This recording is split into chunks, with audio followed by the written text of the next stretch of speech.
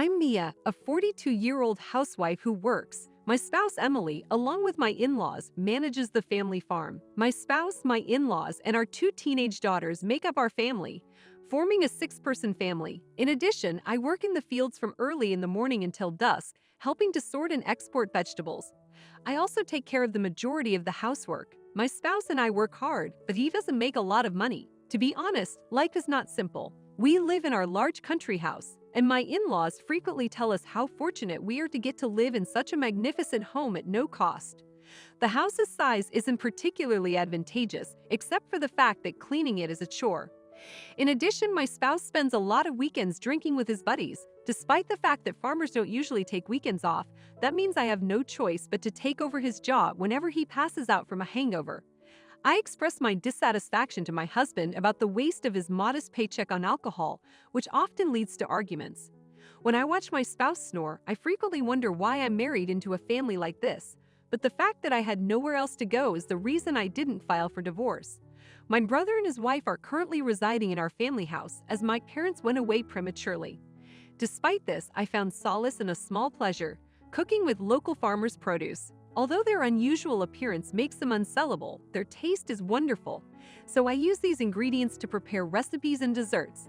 I also distribute these ingredients to the local community.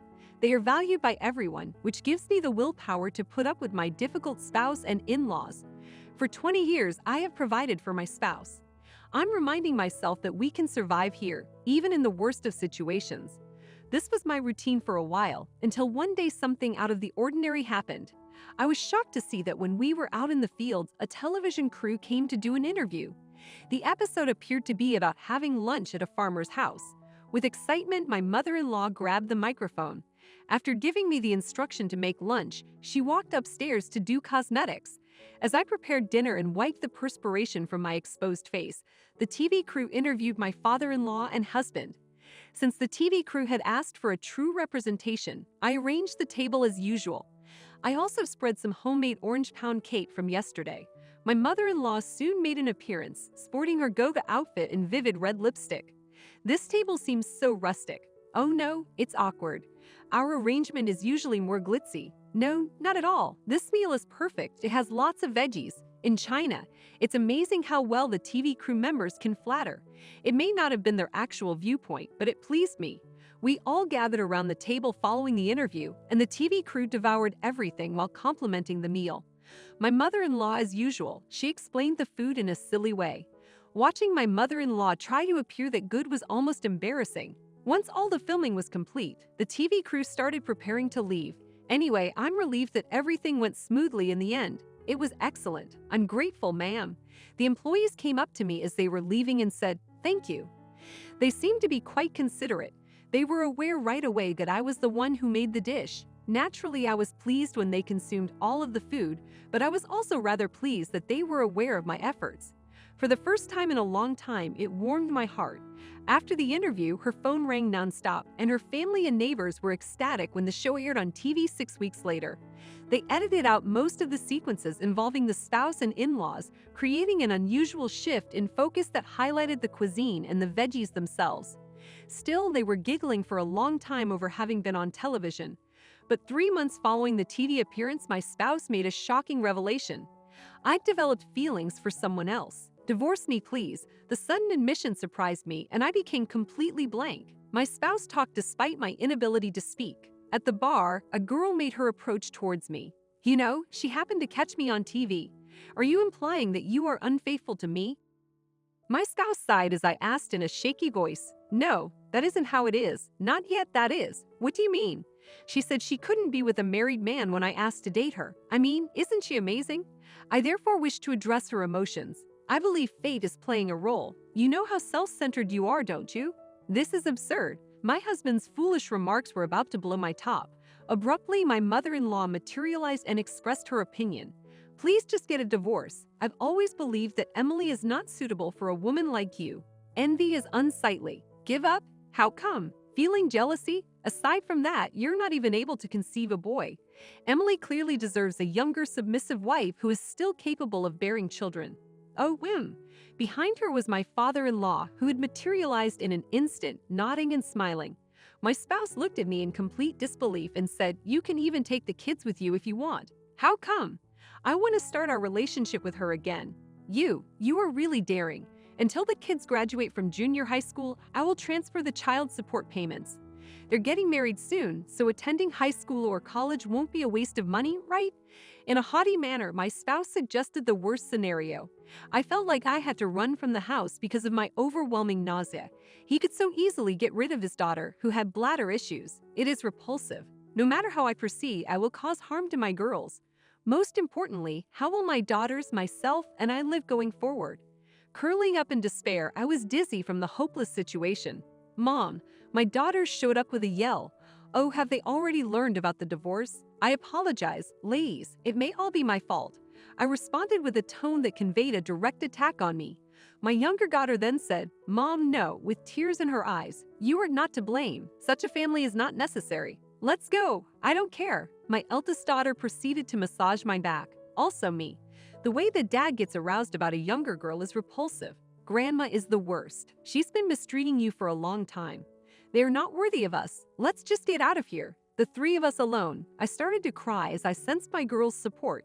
Knowing that they had both become compassionate and strong adults filled me with pride. Yes, I have to keep them safe at all costs. As their mother, that is what I have to do. I wiped away the tears as I gave myself a cheek smack. I called my older brother and his wife as soon as I made the decision to get a divorce. They sobbed as they chastised me, stating they had hoped I had gotten their advice sooner. There was noise outside in the yard the following morning as I packed our things with the kids. Wondering, peeking out from the porch, I witnessed a young lady fighting with my mother-in-law and husband. Is she going to be the bride? Just as I was about to think so, the young woman turned and walked toward me, wearing a diabolical expression. I was so taken aback by her momentum that I reflexively retreated. "Are you really getting a divorce from him? I have no idea what he told you, but that man doesn't seem like my kind of guy." "What? Okay." The abrupt accusation from the person I believed to be my husband's fair partner caught me off guard. My mother-in-law and spouse came running. "Elizabeth, what are your thoughts? You said I was cool, don't you recall?" "That is not what I said. Not you," I answered, "but your wife. I was a huge fan. Didn't I mention that a lot?" Their unexpected revelation initially caught me off guard. She then turned to face me and began to explain. "In reality, I also assist my family on their farm. Therefore, I'm very impressed by your ability to prepare such a wide variety of meals with the veggies you've produced. You have my sincere respect, ma'am. Those dishes, huh? I have it ready. You know that my mother-in-law lies to you all the time, without shame." Elizabeth gave her a fierce look. Yes, the elderly woman seated at a dinner table was wearing a lot of makeup. Having worked in the fields, I couldn't contain my laughter. Elizabeth made a brutally honest comment. "While out drinking with friends, it just so happened that I saw your husband at the adjacent table. I then went up to him and said that I love his wife and that I work in farming. However, I unexpectedly received a letter yesterday stating that my wife and I had split up. I became quite anxious. Well, so that explains it. In other words, she is also a victim." My spouse's mouth is slightly open as his eyes dart around. "I apologize for how things ended up being this way. To get here, we must travel so far. No, I should be the one to apologize. It feels a little strange. It actually isn't that bad. In all honesty, I wanted to break away from him. It's now a worthwhile opportunity. I'm grateful." My husband had a surprised look on his face. Sincerely, I believe it's also better. What a loser he is. In relation to that, please don't get in touch with me ever again. Excellent work. Elizabeth, just a moment, please. Then my oldest daughter, who had arrived, gave my husband a sneer and remarked, "Pathetic." Ignoring my husband and in-laws, we departed the house the following day. We briefly stayed with my brother and his wife before renting a modest home. Additionally, the divorce process was concluded. My brother and his spouse recommended an excellent attorney. Not only did they assist with my daughter's college expenses, but they also filed a claim for damages due to the verbal abuse and nasty behavior directed at me. Then, 5 years later, I'm operating a food truck at a nearby rural farmer's market. My meals, primarily composed of vegetables, captivate even the pickiest youngsters. Recently, more people have noticed me in the media, and some customers travel from the city specifically to obtain my meal. On Sundays, my girls, who are now safely in college and high school, assisted me at the truck. I was having busy but rewarding days like that when my ex-husband and ex-mother-in-law showed up at my shop out of nowhere one day. Evidently, business is booming. I watched it on television. We are happy that our daughter has gained fame. What kind of crap do people say on a weekday afternoon? What? Daughter? Is this some sort of joke? Please go if you're not purchasing anything. Today, I came to collect you. What? Your tired face on television. I was immediately aware of it. Are you requesting assistance from me? Why not establish a cafe within our household given your passion for gastronomy? My former spouse and mother-in-law keep babbling about their convenient illusions. These people haven't changed at all over the years. Before I could reply, an employee peeked out of the backyard. What? Once more, here we go. Foolish and delusional. How in the hell? Just when Grace's husband was going to give the individual who had insulted him a stern look, he suddenly stopped. Elizabeth, huh? What brings you here? It's none other than Madison, sporting an identical apron to mine. Why? Because my employer is her father.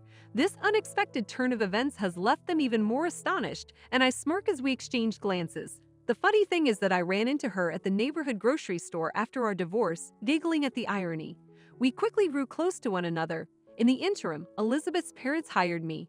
We often met at each other's houses and hosted house parties.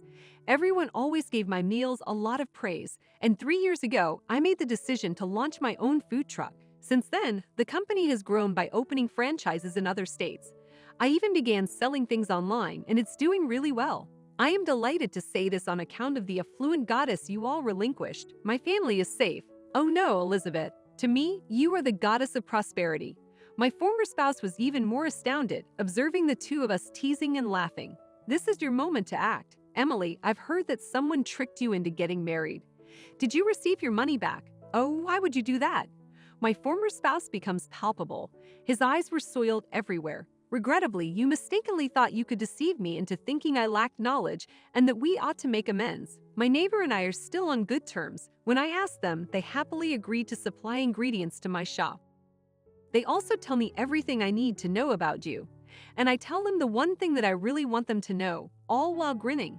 Oh, by the way, I recently got married again. Is that not a lie? My ex-husband's and my in-laws' subsequent lives were miserable. Even after selling everything, they were unable to pay off their debts. They were now both working and living remotely. They had no choice but to work non-stop till they passed away. Oh, and my new husband is the producer at that TV station. He gave me his business card and said it was excellent back then. People seemed to enjoy my cooking, and there were even discussions about a possible sequel. However, as a result of our divorce, there are people who can tell when you live a sincere and moral life. Life is not as horrible as you may believe.